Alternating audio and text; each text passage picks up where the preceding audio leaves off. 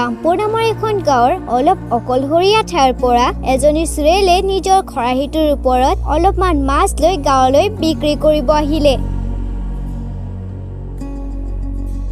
কিন্তু চুৰেজনীক দেখি সকলোৱে নিজৰ ঘৰৰ দৰজা খিৰিকীবোৰ বন্ধ কৰি ল'লে। সেই গাঁওখনতে ৰবি নামৰ এজন বহুত সৰু ল'ৰা আছিল আৰু এদিনাখন ৰবিয়ে চুৰেজনীৰ খৰাহীত মাছ দেখি তাৰ মাকক ক'লে, মা চোৱাচোন, মাছ বেপাৰী আহিছে, আমি বহুত দিন মাছ খোৱা নাই, সেই আণ্টিজনীৰ পৰা মাছ লৈ লোৱা না। নাই ৰবি, তাই কোনো আণ্টি নহয়, তাই এজনী মাছ বেপাৰী চুৰেল হয়, আমি তাইৰ পৰা মাছ ল'ব নোৱাৰো। এনেকৈ ৰাধাই ৰবিক চুৰেজনীৰ ঘটনাবোৰ বুজাব ধৰিলে।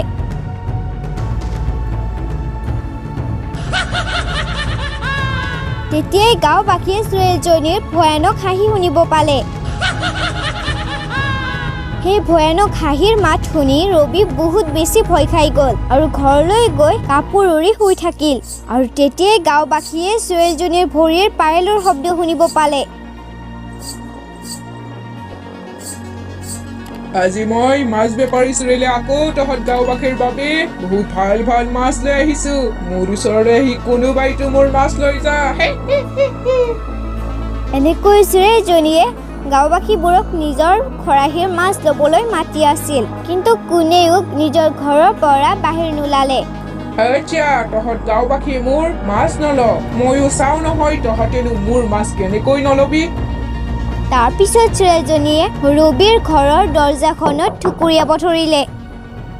সেইবাবে ৰবিৰ মাক ৰাধাই বহুত বেছি ভয় খাই গ'ল। ৰাধাই দৰজাখন নুখোলাৰ বাবে বহুত জোৰকে বতাহ বলিব ধৰিলে আৰু ৰবিৰ ঘৰৰ দৰজাখন নিজে নিজে খুলি গ'ল। কিন্তু ৰাধাই ৰবিক বচাবলৈ ঘৰৰ পৰা বাহিৰলৈ ওলাই আহিল।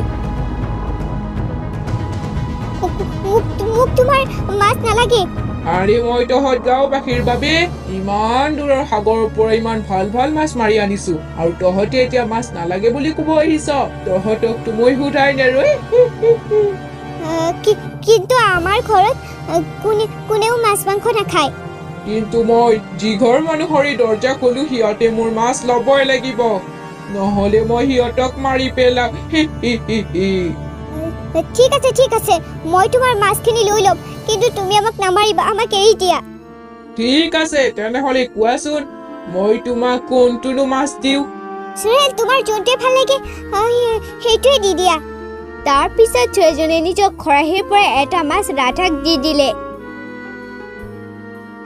আৰু যেতিয়াই ৰাধাই মাছকেইটা ল'বৰ বাবে হাত দুখন আগবঢ়ালে, চুৰেজনীয়ে ৰাধাৰ হাত দুখন কাটি নিজৰ খৰাহীত লৈ গ'ল আৰু হাঁহি হাঁহি বতাহত উৰিব ধৰিলে। আনহাতে ৰবিয়ে নিজৰ মাকৰ হাত দুখন কটা দেখি বহুত জোৰ জোৰকে কান্দিব ধৰিলে আৰু সকলো গাঁওবাসীক মাতিব ধৰিলে। কিন্তু কোনো গাঁওবাসীয়ে ঘৰৰ পৰা বাহিৰলৈ ওলাই নাহিল, কাৰণ চুৰেজনী এতিয়াও গাঁৱৰ পৰা যোৱাই নাছিল। যেতিয়াই চুৰেজনী গাঁওখনৰ পৰা অন্তৰ্ধান হ'ল, তেতিয়াই গোটেই গাঁওবাসীবোৰ ৰাধাৰ ওচৰলৈ আহিলে আৰু গাঁওবাসীয়ে ৰাধাক হস্পিটাললৈ লৈ গ'ল। আৰু পিছদিনাখন ৰাতিপুৱা গাঁওবাসীয়ে গাঁৱৰ পূজাৰী বাবাৰ ওচৰলৈ গ'ল। পূজাৰী বাবা, এতিয়া আপুনি আমাক এই চুৰেজনীৰ পৰা বচাবই লাগিব। এতিয়াতো চুৰেজনীয়ে মাছ নল'লেও মাৰিব আৰু ল'লেও মাৰিব।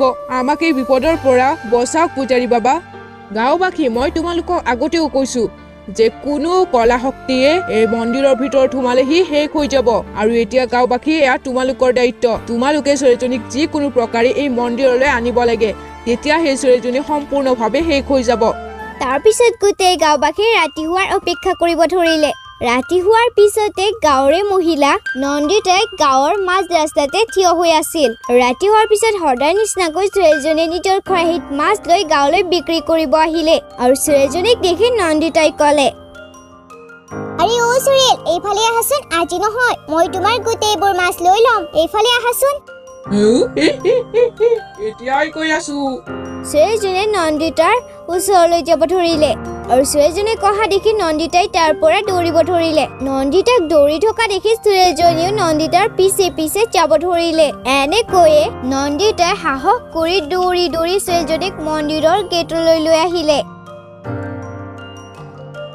আৰে, তই নিজেই মাতি দৌৰিব ধৰিছিলি? তই নিজকে কি বহুত বুদ্ধিমান বুলি ভাব নেকি? এতিয়া মই তোক মাৰি পেলাই খাই পেলাম। তাৰ পিছত ছোৱালীজনীয়ে নিজৰ হাতখন দীঘল কৰি নন্দিতাৰ গলত খামুচ মাৰি ধৰিবই খুজিছিল। তেতিয়াই নন্দিতাই দৌৰি দৌৰি মন্দিৰৰ ভিতৰলৈ সোমাই গ'ল আৰু ছোৱালীজনীও নন্দিতাৰ পিছা কৰি কৰি মন্দিৰলৈ আহি পালে। যেতিয়াই ছোৱালীজনীয়ে মন্দিৰৰ ভিতৰলৈ আহিলে তাইৰ শৰীৰত জুই লাগিব ধৰিলে। সেইবোৰ দেখি গোটেই গাঁওবাসী নিজৰ ঘৰৰ পৰা ওলাই তালৈ আহিলে।